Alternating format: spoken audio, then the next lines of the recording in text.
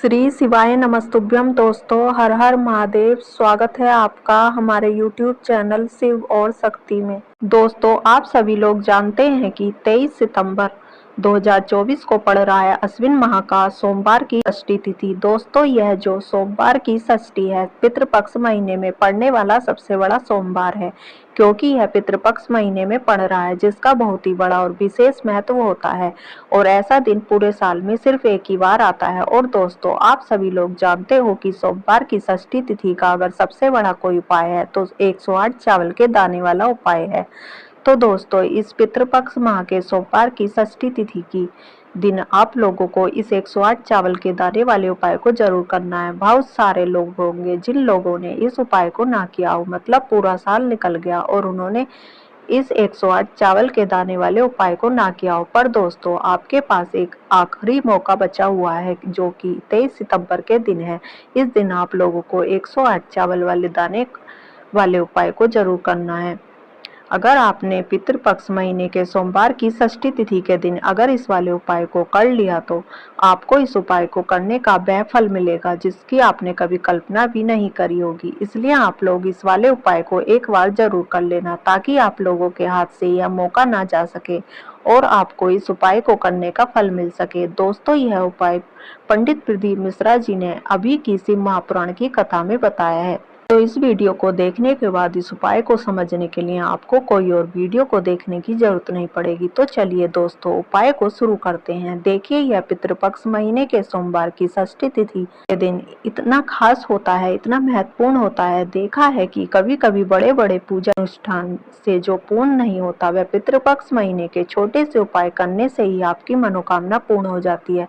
और बहुत सारे लोग होंगे जिसने इस उपाय को किया भी है और उनको इस उपाय को करने का फल भी मिला है। इस उपाय को अगर आप भी इस उपाय को करना चाहते हैं तो इस उपाय को पहले अच्छे से समझ लेना, सुन लेना। आपको इस उपाय का फल जरूर मिलेगा और इस उपाय को कर लेने से आपके घर में चाहे किसी भी प्रकार की दुख और समस्या चल रही हो, आपको इसका कारण भी ना पता हो, यह समस्या किस कारण से चल रही है उसका कुछ भी कारण हो सकता है, जैसे पितृदोष हो सकता है या किसी भी तरह का मंगल दोष भी हो सकता है। तो इस दिन आप लोगों को यह वाला उपाय कर लेना है। यह एक ऐसा उपाय है जिस उपाय को अगर किसी विशेष दिन पर किया जाए तो दोस्तों उस विशेष दिन का जो है वह तो हमें मिलता ही है। जिसने इस उपाय को किया है उसे बड़ा फल मिला है। तो आप इस उपाय को बहुत ही बड़े और विशेष दिन पर कर रहे हो। तो चलिए अब उपाय के बारे में बात करते हैं, लेकिन उससे पहले आप लोगों को यह जानना आवश्यक है कि आखिर यह उपाय किस समय करना है, किसको करना है और कैसे करना है। तो चलिए हम आगे आपको वीडियो में एक एक करके बता देते हैं, इसलिए इस वीडियो को बिना भगाए अंत तक देखिएगा, ताकि इस उपाय को करने के बाद आपका भाग्य प्रबल हो जाए, आपके नवग्रह आपका साथ दे सके, आपके घर में बरकत हो, आपके घर की उन्नति और भगवान भोलेनाथ का आशीर्वाद हमेशा आप पर बना रहे। और अगर आप चाहते हैं कि महादेव जी की कृपा से आपके जीवन की समस्त प्रकार की परेशानी से आपको मुक्ति मिल जाए, महादेव जी की कृपा हमेशा आप पर बनी रहे, तो दोस्तों पूरी सच्ची श्रद्धा और पूरे विश्वास के साथ इस वीडियो को लाइक कर दीजिए और कमेंट बॉक्स में लिख दीजिए ओम नमः शिवाय, हर हर महादेव। और इस वीडियो को आप जितने लोगों तक पहुंचा सकते हैं उन लोगों तक पहुंचा दीजिए, ताकि लोगों का भला हो सके। लेकिन आपसे निवेदन था, वीडियो लाइक करना मत भूलिए। अगर आप लोग हमारे चैनल पर पहली बार आए हैं तो चैनल को सब्सक्राइब कर लीजिएगा। तो दोस्तों, इस 108 चावल के दाने वाले उपाय को हमें इस सोमवार की षष्ठी तिथि के दिन कैसे करना है, किसको करना है, किस समय करना है और कहाँ पर करना है, यह सारे सवालों के जवाब आपको इस वीडियो में मिल जाएंगे। और जो यह वीडियो देखेगा दोस्तों, उसको 108 चावल के दाने वाला उपाय जरूर करना है, क्योंकि इस दिन एक चावल के दाने का बहुत ही बड़ा और विशेष महत्व होता है। और जब आ जाए 108 चावल के दाने की तो यह सोने पर सुहागा वाली बात हो जाती है और यह एक बहुत ही बड़ा उपाय हो जाता है इस पितृपक्ष सोमवार की षष्ठी तिथि का। तो अब दोस्तों, इस 108 चावल के दाने वाले उपाय को आखिर करना किसको है, सबसे पहले हम लोग वह बात समझ लेते हैं। तो देखो, घर की जो बड़ी माताएं बहनें होती हैं, उन माताओं बहनों में से कोई भी एक बड़ी माता बहन इस वाले उपाय को कर सकती है। और दोस्तों, अगर आप चाहें तो अपने घर में से सभी को भी इस उपाय को करवा सकते हैं। अगर किसी व्यक्ति कि खुद की कोई मनोकामनाएं, खुद की कोई दुख और परेशानी है जो कि वह अपने लिए ही करना चाहता है, तो इस वाले उपाय को वह खुद अपने लिए भी कर सकता है। बाकी अगर कोई घर में ऐसा है जो अपने पूरे घर परिवार की सुख शांति के लिए इस उपाय को करना चाहता है तो वह भी इस उपाय को कर सकता है, उसमें भी कोई दिक्कत वाली बात नहीं है। कहने का मतलब यह है कि इस उपाय को हर एक सदस्य कर सकता है। तो इस 108 चावल के दाने वाले उपाय को करना कहाँ पर है? हमें इसे शिव जी के मंदिर में जाकर करना है। बहुत सारे लोग प्रश्न करते हैं हर एक उपाय को करते समय क्या हम इस उपाय को घर पर कर सकते हैं? तो इस वाले उपाय को आपको घर पर नहीं करना है। इस वाले उपाय को करने के लिए आपको शिव जी के मंदिर ही जाना पड़ेगा। इसके बाद में दोस्तों जो अगला प्रश्न निकल कर आता है वह यह आता है कि इस उपाय को लेकर कि आखिर इस उपाय को हमें किस समय करना है, सुबह के समय करना है, शाम के समय करना है। तो देखो इस वाले उपाय को आप लोग सुबह के समय भी कर सकते हो और शाम के समय प्रदोष काल में भी कर सकते हो। अब अगर आप पूछो कि इस 108 चावल के दाने वाले उपाय को करने का तो वह सबसे बड़ा उपाय है तो सुबह के समय करेंगे तो ज़्यादा बेहतर होगा। बाकी आप प्रदोष काल के समय भी करेंगे तो अच्छा होगा, उसमें कोई दिक्कत वाली बात नहीं है। तो अब दोस्तों जो अगली सबसे बड़ी और महत्वपूर्ण बात आती है तो यह आती है कि सुबह अगर हम इस उपाय को करेंगे तो हमें कितने बजे से लेकर कितने बजे के बीच में करना है और शाम के समय प्रदोष काल में करेंगे तो हमें कितने बजे से लेकर कितने बजे के बीच में करना है। तो देखो सुबह जितनी जल्दी हो सके आप उपाय को करने की कोशिश करिए। बाकी किसी कारणवश लेट भी हो जाए तो 10 या 11 बजे के बीच भी आप कर सकते हैं। 12 से ज़्यादा नहीं होना चाहिए, इस बात का ध्यान रखना। इसके बाद दोस्तों अगर शाम के समय प्रदोष काल की बात करें तो प्रदोष काल का जो समय है वह शाम के 6 बजे से लेकर 7 बजे के बीच में होता है। यह समय प्रदोष काल का समय होता है। अब अभी जो मौसम चल रहा है मौसम तो शाम देरी से होती है तो आप इस उपाय को 7 या 8 के बीच में भी कर सकते हो।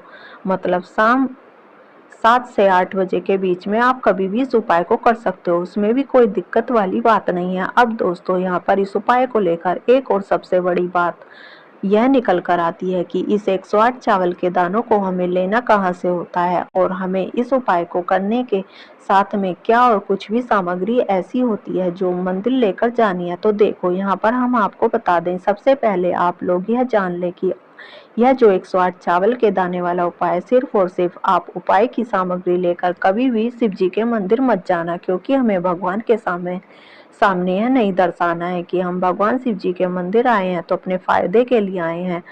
तो इसलिए जो भी पूजन सामग्री, उपाय सामग्री 108 चावल के दाने, इसके साथ में आपको पूजन सामग्री भी जरूर लेकर जानी है। देखो अगर सुबह के समय उपाय कर रहे हो तो सीधी सी बात है 1 लोटा जल तो आप लेकर जाओगे ही।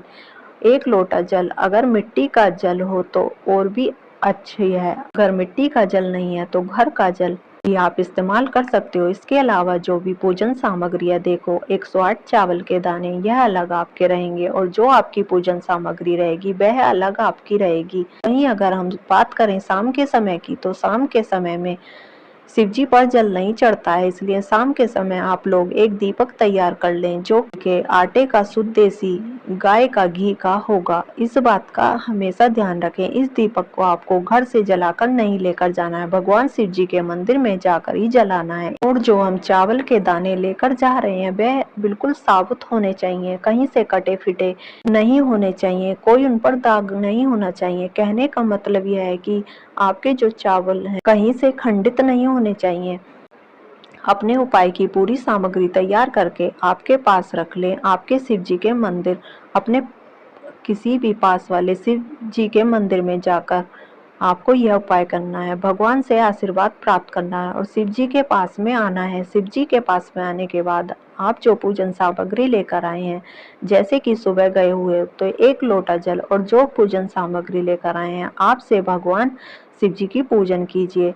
सबसे पहले तो 1 लोटा जल चढ़ेगा, उसके बाद में आपकी पूजन सामग्री चढ़ेगी। उसके बाद में अगर दोस्तों शाम के समय अगर आप इस उपाय को कर रहे हैं तो अपने साथ में कम से कम एक जो दीपक है बाती का जो आप अपने साथ में लेकर आए हो, उस दीपक को मंदिर में जाकर अपनी माचिस से जलाना है। साथ ही जैसे ही आपकी पूजा अर्चना हो जाती है आप भगवान शिव जी को प्रसन्न कर लेते हैं, उसके बाद में शिवलिंग के पास ही में आप कहीं पर बैठ जाइए। सीधे हाथ की हथेली का प्रयोग करते हुए इस वाले उपाय को करना है। तो आपको वह 108 चावल के दाने एक एक करके आपको शिवलिंग की के ऊपर चढ़ाने हैं, शिवलिंग के ऊपर चढ़ाने और कहीं पर भी नहीं चढ़ाने हैं। आपको अपने हथेली से तो शिवलिंग के ऊपर चढ़ाने हैं, भले ही फिर वह अपने आप जलाधारी पर क्यों न गिर जाएं। आपको क्या करना है, अपना पहला चावल का दाना उठाना है, श्री शिवाय नमस्तुभ्यम बोलना है और शिवलिंग पर चढ़ा देना है। इसी तरीके से दूसरा चावल का दाना उठाना है, श्री शिवाय नमस्तुभ्यम बोलना है और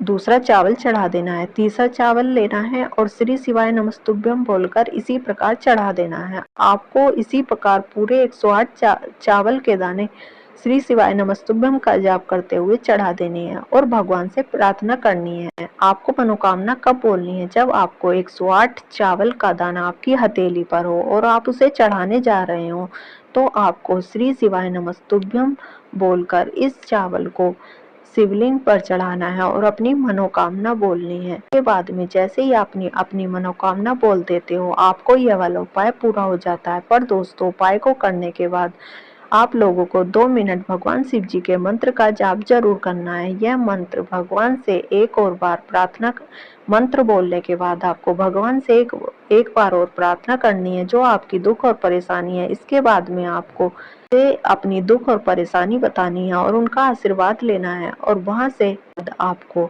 अपने घर वापस आ जाना है। फिर आप देखेंगे 108 चावल के दाने से आपकी निश्चित ही मनोकामना जल्द ही पूर्ण होगी। जो भी दुख और परेशानी है वह आपकी दूर होंगे। दोस्तों, अगर आपको हमारी वीडियो अच्छी लगी हो तो वीडियो को लाइक करें, कमेंट बॉक्स में हर हर महादेव अवश्य लिखें। धन्यवाद।